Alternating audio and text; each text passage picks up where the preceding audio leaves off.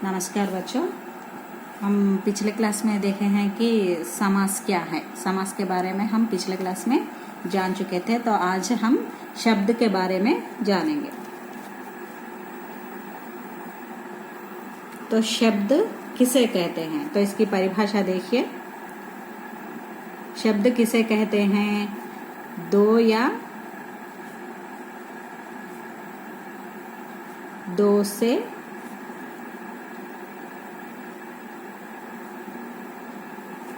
अधिक वर्णों के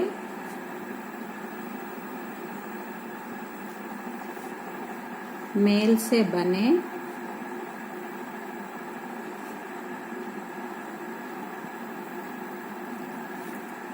सार्थक ध्वनि समूह को शब्द कहते हैं।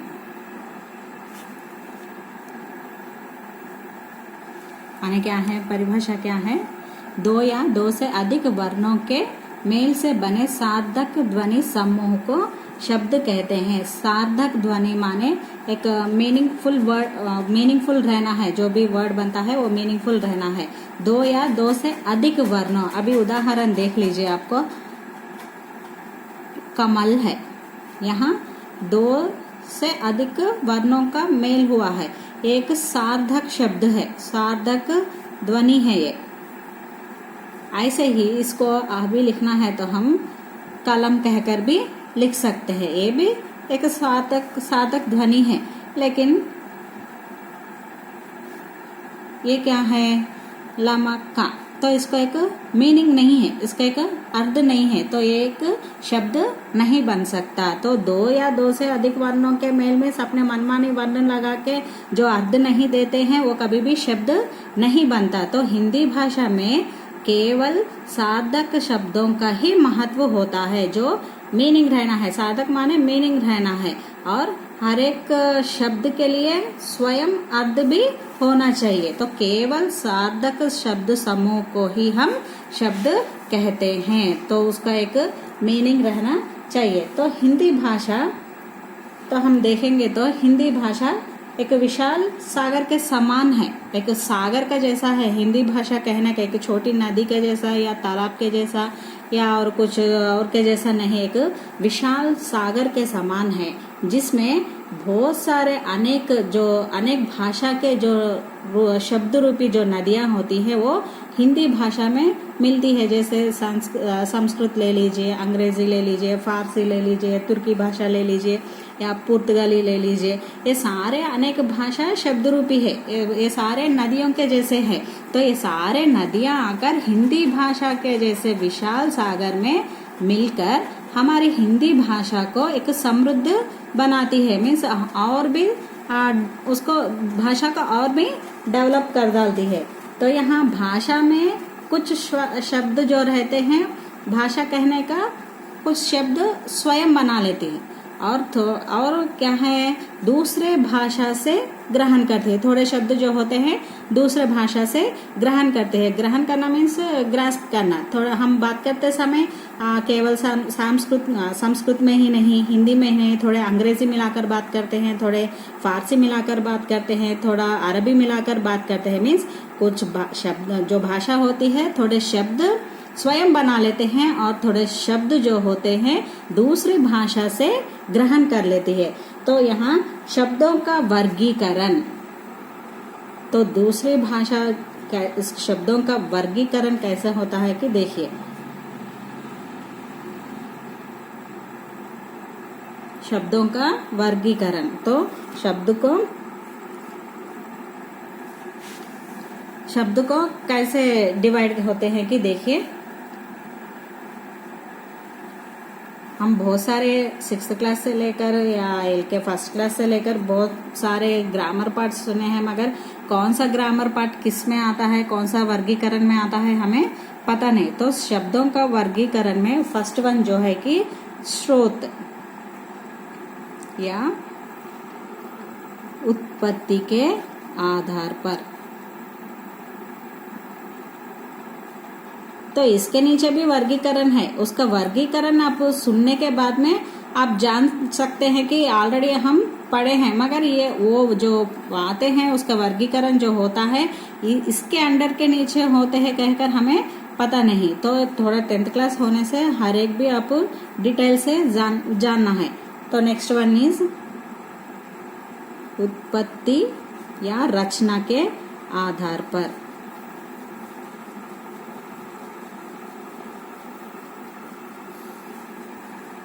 तो तीसरा जो है कि अर्थ के आधार पर।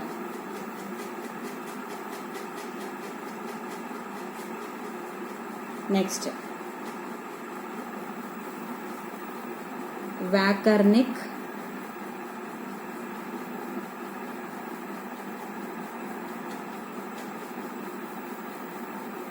प्रकार के आधार पर। और एक जो डिवीजन है प्रयोग के आधार पर। अब सारे पढ़े हैं, तत्सम शब्द क्या है, तद्भव शब्द क्या है, विलोम शब्द क्या है, और पर्यायवाची शब्द क्या है, विकारी शब्द क्या है, अविकारी शब्द क्या है, ये सारे हम 6th क्लास से लेकर 9th क्लास तक पढ़े हैं। मगर कौन सा किसके नीचे, किस आधार के नीचे, किस वर्गीकरण के नीचे आते हैं कि हमें पता नहीं। तो पहला जो है कि शब्दों का वर्गीकरण 5 है।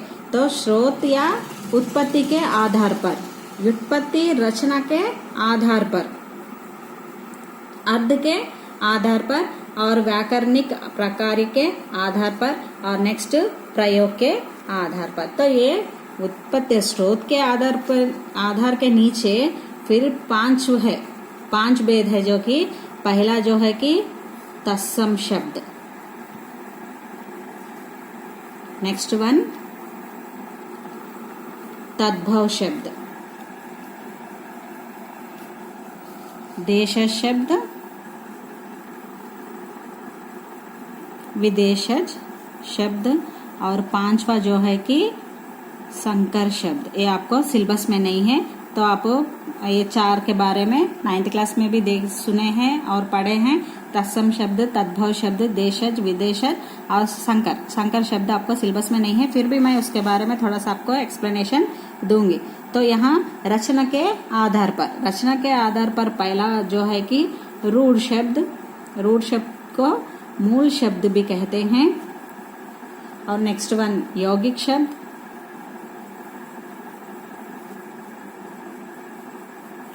और तीसरा जो है कि योग रूढ़ शब्द।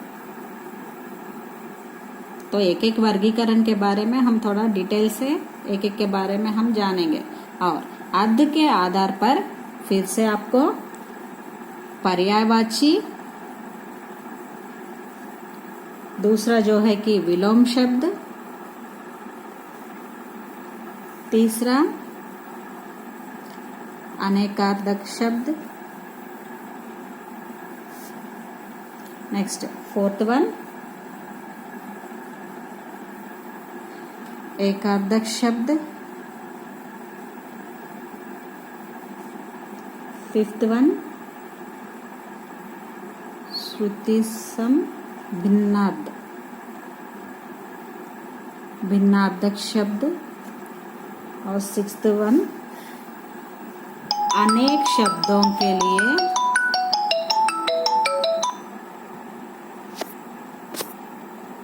एक शब्द। तो नेक्स्ट यहाँ ये अर्थ के आधार पर और व्याकरणिक प्रक्रिया के आधार पर जो है कि पहला वन विकारी शब्द और दूसरा अविकारी शब्द। ये व्याकरणिक है। और प्रयोग के आधार पर तो एक सामान्य शब्द है इसमें, फर्स्ट वन, सेकंड वन तकनीकी शब्द। तो फिर से एक बार एक्सप्लेन कर रही हूँ। शब्दों का वर्गीकरण 5 है। पहला स्रोत उत्पत्ति के आधार पर, रचना के आधार पर या उत्पत्ति के आधार पर, और अर्थ के आधार पर, व्याकरणिक प्रकार के आधार पर और प्रयोग के आधार पर। तो स्रोत के आधार पर और फिर से 5 डिवाइड होकर है। पहला जो है कि तत्सम शब्द, दूसरा तद्भव शब्द, तीसरा देश शब्द, चौथा विदेश शब्द, पांचवा संकर शब्द जो आपके सिलेबस में नहीं है। और रचना के आधार पर 3 है, रूढ़ या मूल शब्द, यौगिक शब्द, योगरूढ़ शब्द। ऐसे ही अर्थ के आधार पर पर्यायवाची, विलोम शब्द, अनेकार्थक शब्द, एकार्थक शब्द, श्रुतिसम, भिन्नार्थक और अनेक शब्दों के लिए एक शब्द। और नेक्स्ट वन व्याकरणिक प्रकार के आधार पर, तो पहला जो है कि विकारी शब्द और अविकारी शब्द। प्रयोग के आधार पर जो है कि सामान्य शब्द, तकनीक शब्द। ये सारे आप इसके अलावा, इसके सिवा ये सारों के बारे में आपको पता है, लेकिन आप ये किसके नीचे आते हैं कि आपको पता नहीं। तो पहला जो है कि स्रोत के आधार पर देखेंगे हम।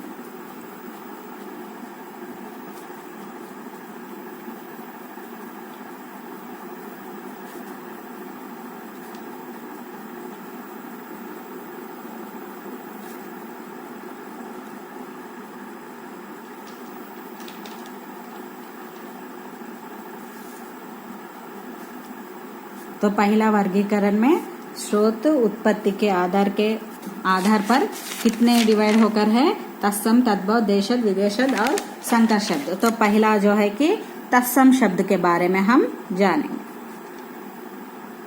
तत्सम शब्द किन्हें कहते हैं, तो तत्, यहाँ तत्सम को अगर हम डिवाइड करते हैं तो तत् माने उसके,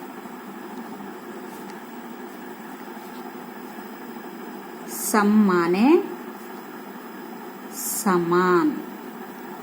तो तत् माने तत्सम कहने का दो में हम भेद कर सकते हैं, दो शब्दों में लिख सकते हैं। तत् उसके, सम माने समान। तो यहाँ तत्सम शब्द में शब्द कैसे होते हैं, संस्कृत भाषा के जो शब्द होते हैं, संस्कृत भाषा के शब्द,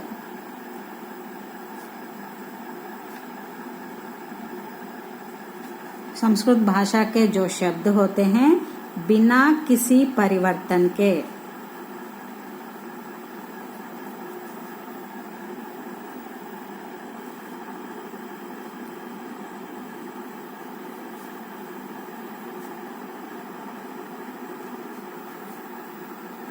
हिंदी में प्रयुक्त होते हैं।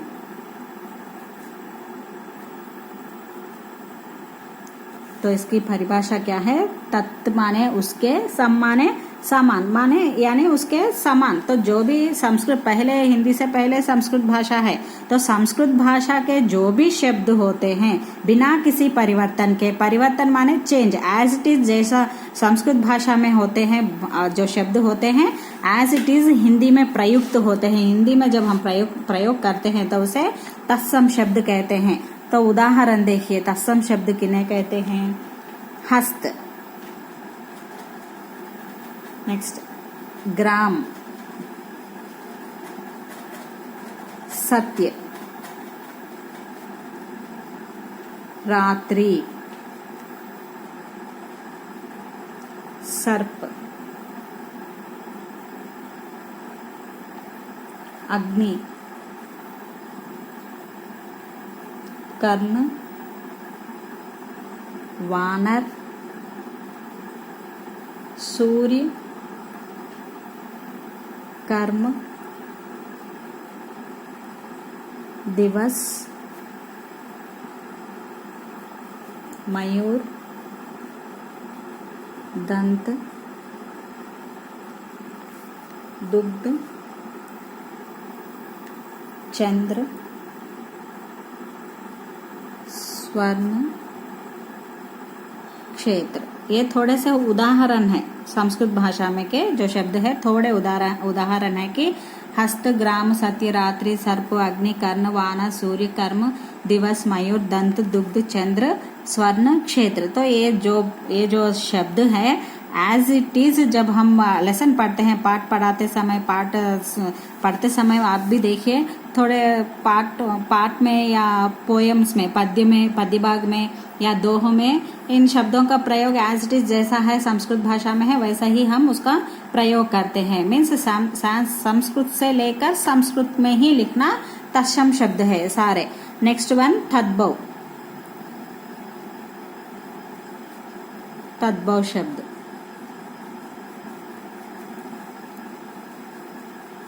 इसको तत् उससे प्लस भव पैदा हुआ। भव माने पैदा हुआ, तत् माने यहाँ उससे है और भव माने पैदा हुआ। किससे पैदा हुआ? संस्कृत भाषा से पैदा हुआ जो भाषा है। तो यहाँ कैसे लिख सकते हैं? संस्कृत भाषा के जो भी शब्द, संस्कृत भाषा के जो भी शब्द होते हैं तो समय और थोड़े परिस्थितियों के अनुसार तो थोड़ा सा तत्सम शब्दों को थोड़ा कन्वर्ट करके, थोड़ा परिवर्तन करके ये तद्भव भाषा में, हिंदी में लिखे जाते हैं, हिंदी में प्रयुक्त होते हैं।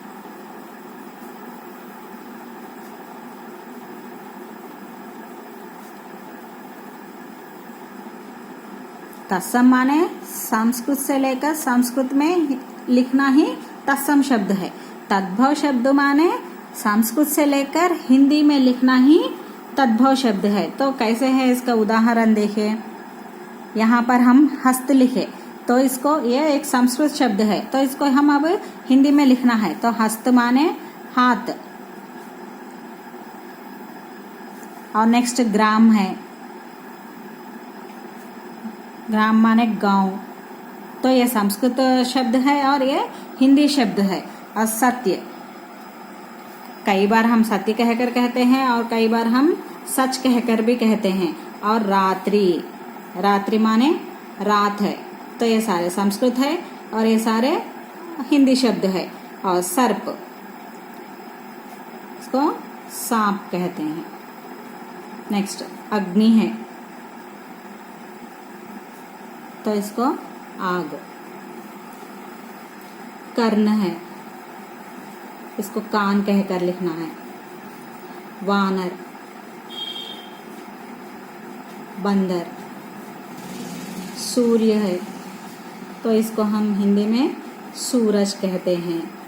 कर्म है, इसको काम।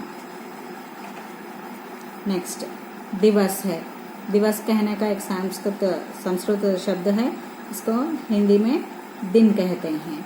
मयूर, इसको मोर। दंत, तो दांत कहते हैं। दुग्ध है, दूध कहकर बताते हैं हिंदी में बताते समय। चंद्र है तो इसको हम हिंदी में लिखते समय चांद कहकर लिखते हैं। स्वर्ण है, स्वर्ण माने सोना। ऐसे ही नेक्स्ट क्षेत्र है, खेत, क्षेत्र माने खेत है। तो ये सारे संस्कृत शब्द है और ये सारे हिंदी शब्द है। तो संस्कृत शब्द को हिंदी में लिखना ही तद्भव शब्द है। तो यहाँ तत्सम शब्द है और तद्भव शब्द है तो ये दोनों को हम आसान से पहचानने के लिए थोड़े नियम है। अगर वो नियम को हम फॉलो हो जाएंगे या उसका नियम को हम जान सकेंगे तो हम तत्सम शब्द और तद्भव शब्द में भेद कर सकते हैं। तो जो भी नियम है वो 100% उसके ऊपर ही तत्सम शब्द और तद्भव शब्द को हम पहचान सकते कहकर नहीं, 1-2% भी अपवाद हो सकते, मीन्स एक्सेप्शन भी रह सकते हैं। 100% नहीं बता सकते, जो भी नियम के अनुसार 100% हम नहीं बता सकते हैं कि तत्सम शब्द तद्भव शब्द है। और एक 1-2% भी एक्सेप्शन रहते हैं, वो हम देखना है। तो नियम देखिए, अगर आप ये नियम जानेंगे तो इजीली आप आइडेंटिफाई कर सकते हैं तत्सम शब्द कौन सा है और तद्भव शब्द कौन सा है। तो नियम देखिए, पहला जो नियम है कि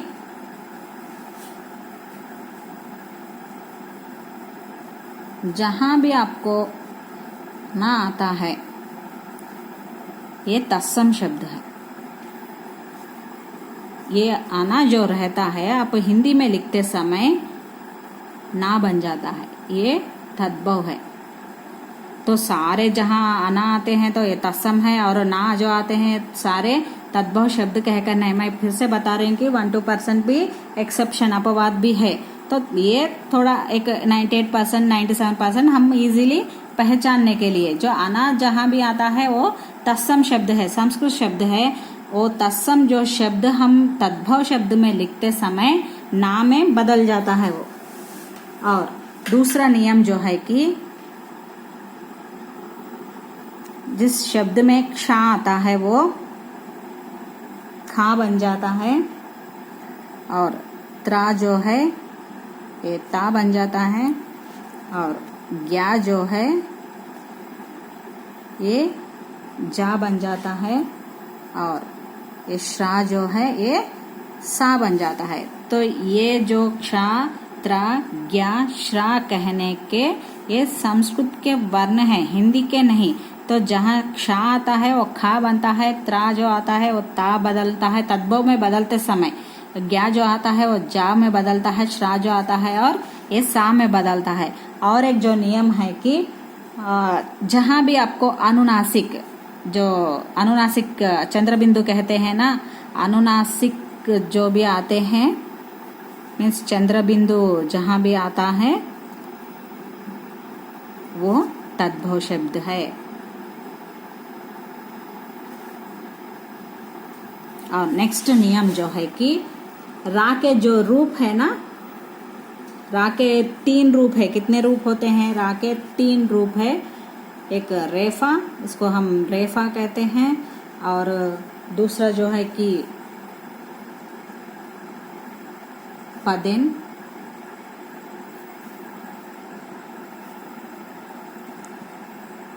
और क्रावड़ी। ये रा के 3 रूप है। तो ये जहां भी आपको ये 3 रूप आते हैं शब्दों में वो तत्सम शब्दी है। तो ये 3 नियम के अनुसार, एक 98, 97 4 नियम के अनुसार एक 98-96% तक हम पहचान सकते हैं कि वो तत्सम शब्द है या तद्भव शब्द। तो कैसे पहचानना है कि मैं नेक्स्ट वीडियो में आपको बताऊंगी उदाहरण के साथ। धन्यवाद।